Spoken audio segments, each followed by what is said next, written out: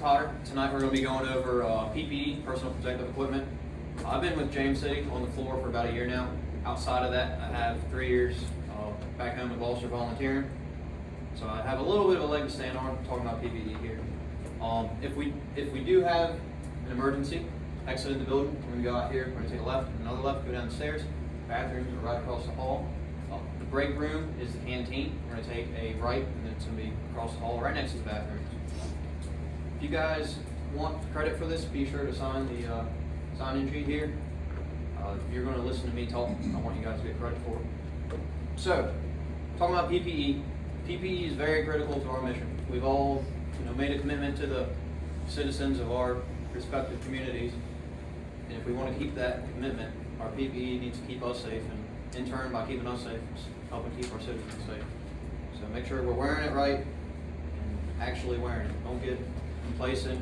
I know fire alarms sometimes the bear go to over and over, but don't be complacent with it. So starting out with PPE, objective number 1. Describe the various types and uses of PPE worn by firefighters. So starting out real quick, just a quick overview. We have structural gear, wildland or tech gear, and hazmat gear. We need to make sure we're wearing all of that correctly with our closures fastened, we're on air, have our face piece armed correctly and sealed. And make sure you turn on your air cylinder before you're entering an IDLH. Make sure you inspect your PPE before you go in. No obvious holes, tears. Make sure you have full coverage with everything, be that on a hazmat incident or structure fire. And check your buddies. Have your buddies look at you. Get yourself good. Of course, you should know how to put them on to begin with, but we'll go over that something. Our PPE is designed to protect us from a multitude of incidents. The fire department is commonly known as the catch-all. If animal control can't handle it, PD can't handle it, waterworks, they're probably going to call the fire department. And our gear needs to protect us from that myriad of situations we find ourselves in. And that minimizes our risk of injury and fatality. It consists normally of coat, pants, boots, hood, helmet, or SCBA, hazmat, maybe some sort of fancier ensemble. Also has eye protection and hearing protection. So when we're in the trucks, try and wear those headsets. When we're using saws on the training ground mostly, make sure we have our ear probe in. We mentioned kind of earlier types of PPE. Around the station, we'll have kind of much what we're wearing now, maybe dressed down a little bit. That'll just protect us from our daily chores. Structural firefighting PPE, that's our coats, boots, hoods, etc. That prevents us from getting thermal injuries or steam, stuff like that. Roadway operations, depending on your jurisdiction, you may be required to wear full PPE on the roadway. Traffic vests, of course, please wear those. Wildland gear, if you're in the forestry department, it'll be your yellows. For us, some departments are issuing basically outer shells without the inner liners in them for wildland and also extrications. Medical PPE, of course, gloves, masks, safety glasses, depending on the call. And then for your hazmat guys, special PPE such as chemical protective clothing. Tonight we're going to be focusing on structural PPE. We're not going to delve too much into the rest of it. So all PPE designed for structural and proximity firefighting must meet the requirements in NFPA 1971. You'll hear that a lot tonight. Everything I talk about is going to be in NFPA 1971. And then real quick, just running through this down and dirty, NFPA requirements requires that all components have a permanent label that shows compliance with the standard. That's going to be the manufacturer's name, address, country manufacturer, the batch number, serial number, expiration date. Our gear expires every 10 years. Make sure you keep up to date with that. Size of materials.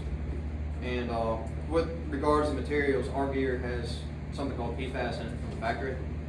So that is a known carcinogen. So when you guys are speccing out gear, try and get stuff that doesn't have that in there. Never alter protective clothing. It may void your warranty or endanger your life and by that the citizens.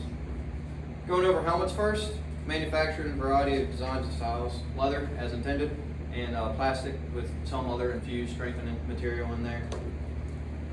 Protects your head, prevents scalding, head injuries, stuff like that.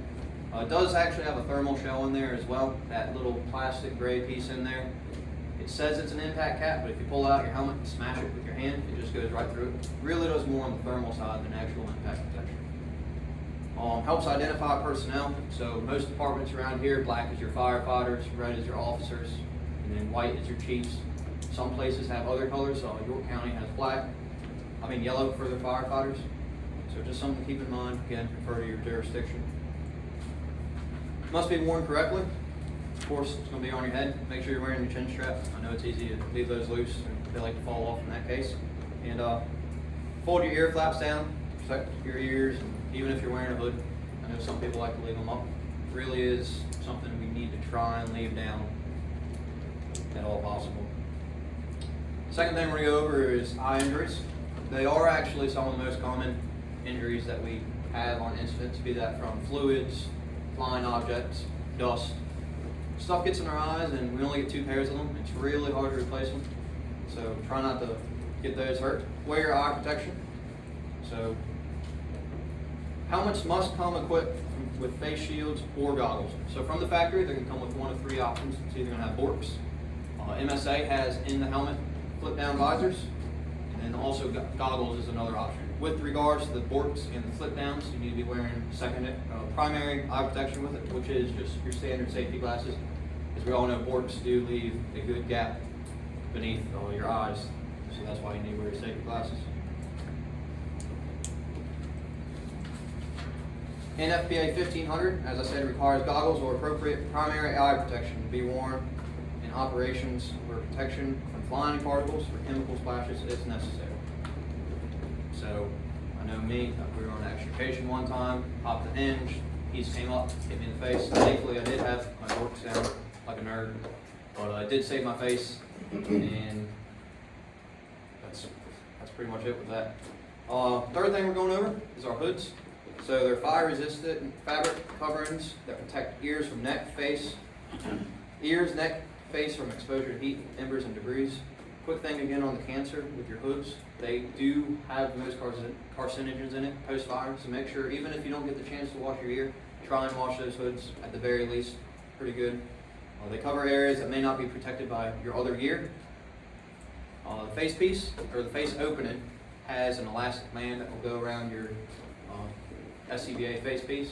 With your MSA guys, you don't have that little lip like the Scots do, so when you're putting your helmet on and tightening down your strap, make sure you're holding your hood up to your mask. The Scott guys, you have a little bit easier, it won't slide down too much. Available with long or short skirts. Personally, I like long skirts.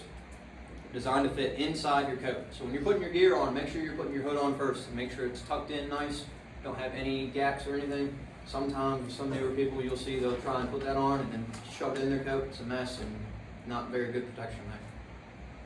And again, secure the face piece before pulling up your hood, and then ensure the seal between hood and SCBA face piece. So checking the seal on your face piece, tighten it properly, and then put your hand over the opening, inhale, sucks to your face, got a good seal. Next, we're going to talk about our coats. NFPA 1971 requires all structural protective coats be made of 3 components. We have our outer shell, which protects us from stabs, tears, cuts. Inside that, we have a moisture barrier. That's the part that actually has the PFAS in it. Some gear manufacturers do have PFAS-free gear. The thermal barrier, that inside layer, looks like a quilt almost. That's going to protect you from your heat. With the coats, they like to pull tight on your shoulders. So some gear will have an extra layer of insulation, or I believe Morning Pride calls it an inner air dam, something like that. Just more insulation, so that way when it does pull tight, your shoulders aren't getting as hot. Removing the liner and wearing only the shell. I don't see why you do this, maybe for the wild and stuff. Make sure you guys are wearing your PPE as intended. Again, don't take that shell out. And it provides limited protection from flame contact, water, steam, cold temperatures, and other environmental hazards. They do have wristlets in them, so it goes around your thumb like this, keeps your sleeve from getting pulled up. So make sure you guys have those on properly, don't miss them. And then the collar has a neck flap on, fire decks, just pull the stride over. Make sure you guys have that on to keep stuff getting down your coat. We can't all be Tommy Gavin from Rescue to have that thing wide open. They are equipped with a DRD, a drag rescue device. So if one of us does go down, that is one of your options to drag someone out with. And again, typically contain reinforcements in high compression areas for insulation and other areas for insulation. Your pants, it's the same fabric and liners as your coats. Again, high compression areas, so on the fronts of your thighs, your buttocks, and then back of your cab sometimes have extra insulation there. Held up with heavy duty suspenders, and make sure again that is worn properly, just like your coats. And your gloves, they protect your gloves from heat, steam, cold penetration. Make sure you're wearing the appropriate gloves. Don't be the person who left your gloves back at the station, you throw on extrication gloves to go do work and you burn yourself. So don't do that. Must allow enough dexterity, tactile feel, to perform your job effectively. Some departments do allow you to buy your own gloves, so sometimes what we're issued, unfortunately, isn't quite what we need. So if you want to go out and buy nicer gloves, if your department allows it, and it's NFPA compliant, feel free to go do that. Properly wear them, covering your wristlets, again, keeps this here around your wrist covered. If your coat won't get pulled up with that wristlet on, and the glove should go over that. So, we're going to talk about footwear next. It's available in a variety of styles and materials. Most commonly, that's going to be leather and rubber. And again, NFPA 1971, it should meet or exceed those requirements. Protects your foot, ankle, lower leg from punctures, crush, scalding water, burns from embers, debris. They do normally have a steel toe and a shank in there to protect your foot some more. And it must be high enough to protect your lower leg. So if you're, for some reason, your foot goes through a hole in a trailer or something, pants get pulled up, it should be tall enough and your pants should be long enough to keep this from getting exposed at all. Last thing we're going to talk about tonight is our hearing protection. Here in the United States, if you are exposed to anything more than 90 decibels, you're required by OSHA, all the wonderful government agencies, to wear hearing protection. So be that in the apparatus, or on the training ground, or sometimes even the fire ground, make sure you guys are wearing your hearing protection, protect your ears. We do our job with our bodies, so we need to take care of them the best we can. If we don't take care of ourselves, we're providing a disservice to the community, and that's not good for anybody. Hearing protection guards against permanent hearing loss. NFPA 1500 requires hearing protection devices, again, above 90 decibels here in the United States. Should be used, again, riding on the apparatus. So here, we're going to go over the practical skill overview with PowerPoint. So, going over how to don and doff our PPE. And summary here. We went over a lot of gear here tonight. PPE is essential to our job, as we said, and our commitment to our citizens.